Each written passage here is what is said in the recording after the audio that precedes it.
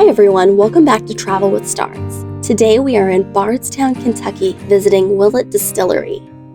Taken through the distillery by our tour guide Anne, we began a refreshingly informal tour where we tasted their bourbons through each destination along the way. On our first stop, a room adjacent to the gift shop, we tasted Willett's flagship bourbon, their Pot Still Reserve. Comprised of malted barley, corn, and wheat, this bourbon was aged 5 to 7 years and sits at 94 proof.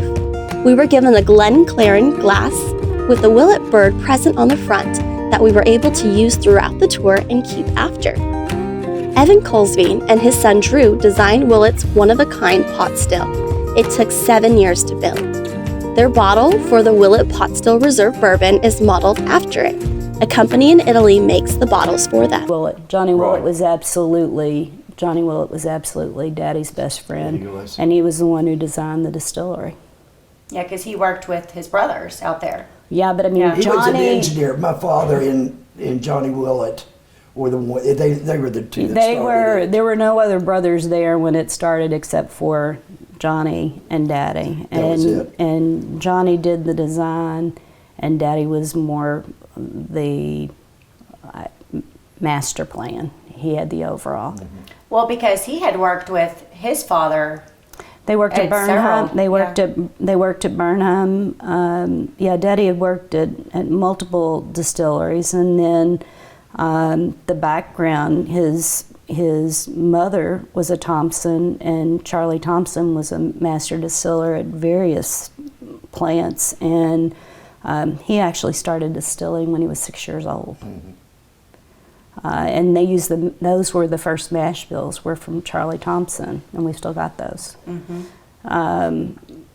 But there, again, I go back to probably the only reason we've been able to go through so much, and I truly, truly believe it, is between God and family. And it's always been, we might not always like each other, but we perfectly well understand that we've never had an argument. Short of when you broke an engagement. And okay. We did Tell us that story. Yeah, what's that? No, that's not necessary. In 1936, Thompson Willett owned the distillery. The family broke ground on their farm just 3 years after Prohibition was repealed. 9,000 people visited Willett in the past year. As this craft distillery, a family-owned company, continues to grow and expand, but it wasn't always frequented. In fact, there was a time when they were about to close their doors. Well, this has happened before, though. You have to this is not... That's true. This isn't the first rodeo. In the 70s, we couldn't make it fast enough. In the 80s, we couldn't give it away. I've got a bottle of Pappy back there for $9.99 with the orange sticker that they couldn't give it away. So it's happened. At that point, Evan and JD doing ceramic bottles were the savior for us.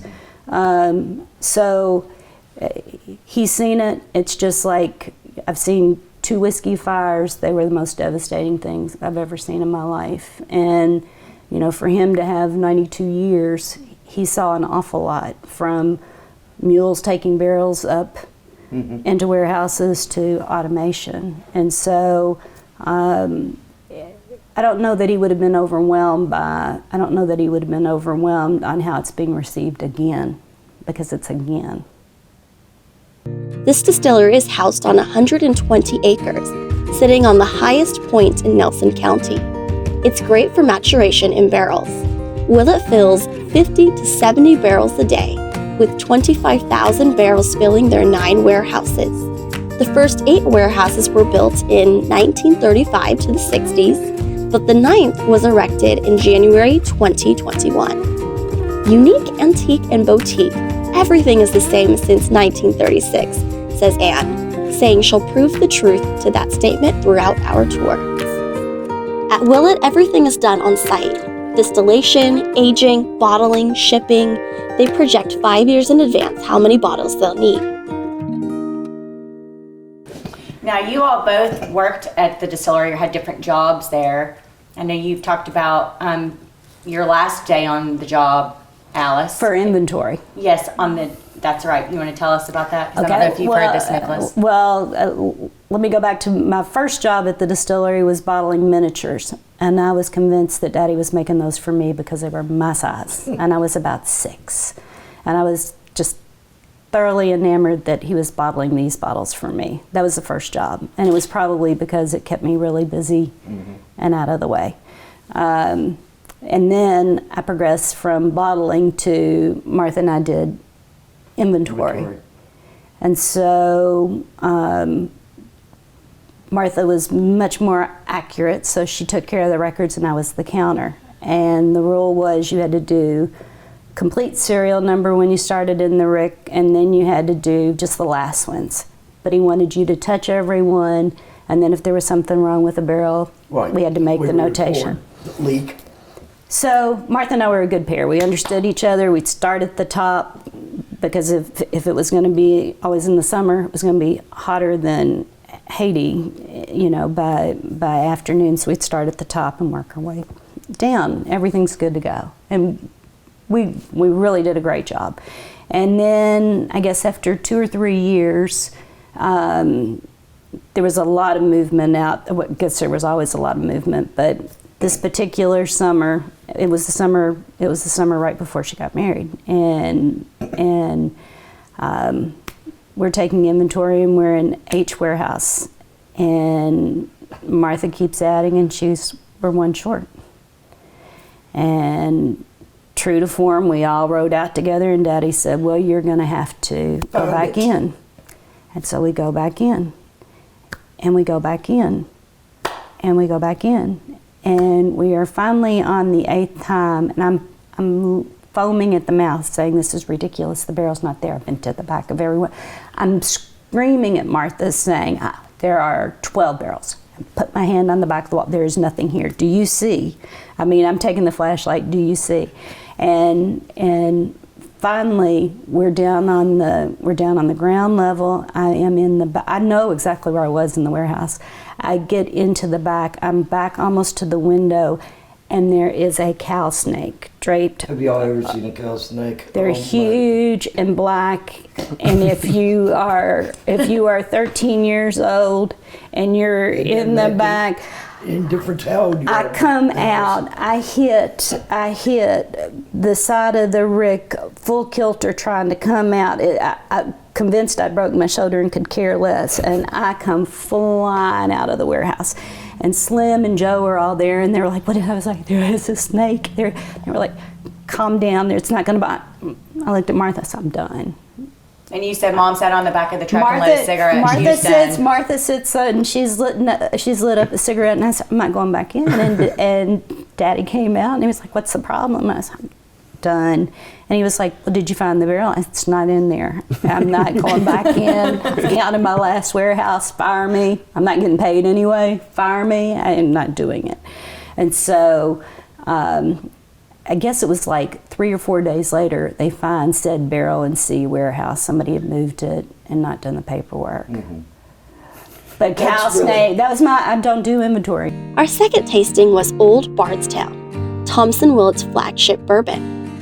In fact, Bardstown was the name of his best friend's horse. The Old Bardstown label are the same as they were in the 40s and 50s. Old Bardstown consists of 3 labels: Old Bardstown, Old Bardstown Bottled and Bond, and Old Bardstown Estate Bottled.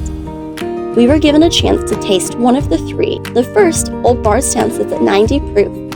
It has notes of caramel, oak, and vanilla, and this was my personal favorite of the 3.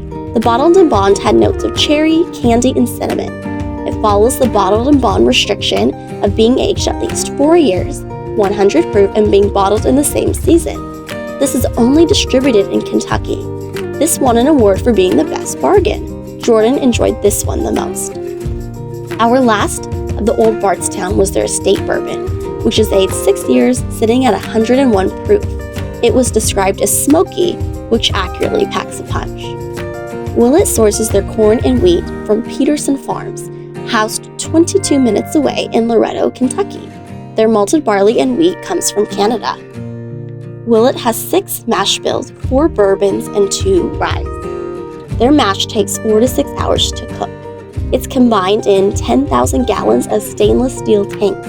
We were offered to reach in and taste the mash, a bland mush of grain. All of their tanks have open lids. They enter the same yeast stream. After distiller's beer is made, they pump the liquid into a holding tank, then into a 60-foot column still. This creates the sour mash. A portion of grain is used for backset for the next mash bill. The rest is returned to farmers. Inside the warehouse, we tried Rowan's Creek. Resting at 101.1 proof, it's Drew's favorite and Jordan's favorite out of the whole Willett lineup. With notes of toffee, caramel, and vanilla, it was a sweeter bourbon that was nice on the palate. We'd go in on Saturday morning, fling the door open. At that point, there was a boys' room and a girls' room.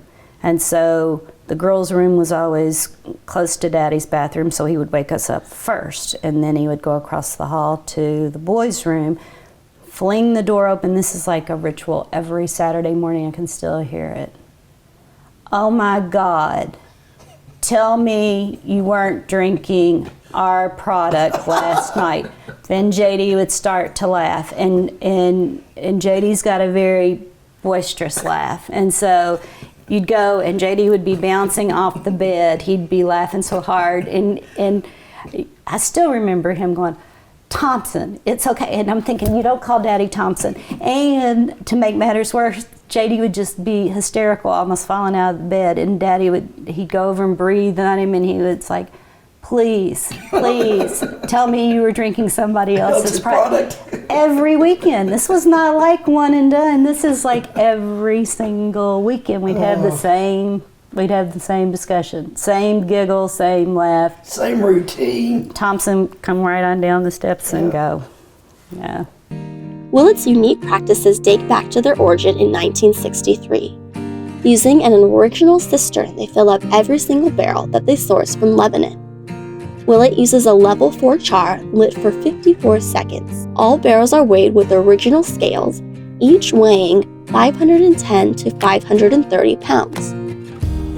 Copper stencils are used to enter the barrel identification, including the KY78. With all of the Kentucky distilleries, this number goes up to 20,000. Barrels rolled out and put into the trunk to put in the warehouse. Windows are opened at the end of March to November to assist with aging, 25 to 30 degrees. None of their warehouses are climate controlled. It's all Mother Nature, says Anne. He got a scholarship to go to Xavier in Cincinnati, and my grandfather thought that was ridiculous. Why in the world did he want an education? And he did it anyway, much to his father's chagrin, and he always said that when he got on the train to go to Cincinnati, he had 2 pairs of pants, both had holes in them. And literally, my grandfather said, I'll see you in 4 years. Put him on the train. He had nothing, had absolutely nothing. And so he worked multiple jobs in Cincinnati and said that his first 2 paychecks went to buying tuxes because all the rich kids had tux for parties. And so if he was going to fit in, that's what he had to do. But it's amazing what he did, because he had no encouragement, and for him to have the wherewithal that education was that important, in addition to the Catholic faith. So it's quite remarkable what he was able to achieve. And also he made sure that all of his brothers and sisters had a college education. Our last tasting was back in the visitor center. We were offered dark chocolate with toasted chia seeds to pair with our pick of 2 whiskeys, ranging from Kentucky Vintage, Johnny Drum, Pure Kentucky, Noah's Mill, or the Small Batch Family Estate Rye. Kentucky Vintage is 90 proof, was light, smooth, and buttery. It's a good choice to enter bourbon with. The Johnny Drum is a rye-forward bourbon with a delicious 101 proof and a peppery finish. Pure Kentucky with sweet flavors of caramel was our hug to you, said Anne. At 107 proof, this was my all-around favorite. The Noah's Mill, President Britt and Anne's favorite, is 114 proof. It's a troublemaker because it's so smooth, said Anne. It's very complex, sweet, floral, spicy, and earthy.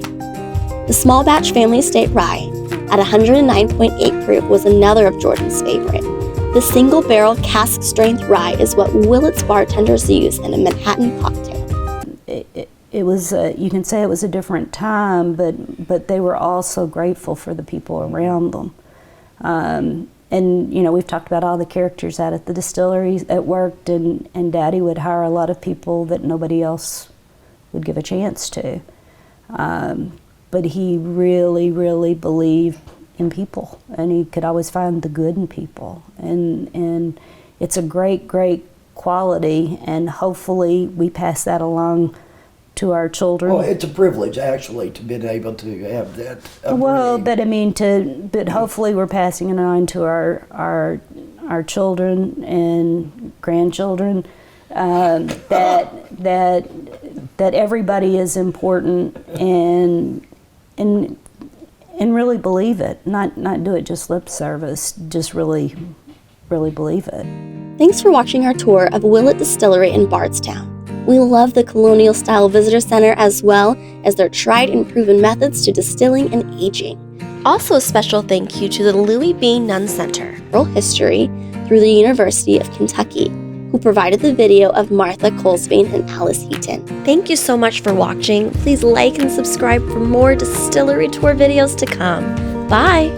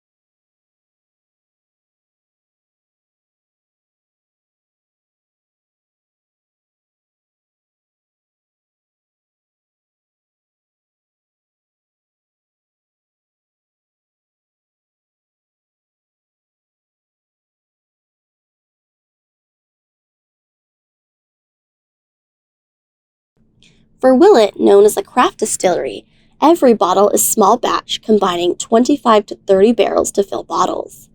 They recently broke ground in November 2022 to build more warehouses, a visitor center, and a distillery. Their used barrels get sent to the Midwest Barrel Company and sold to other beer or wine companies. Since they empty their barrels by hand rather than using a vacuum, companies love purchasing their barrels because there's always a little leftover bourbon.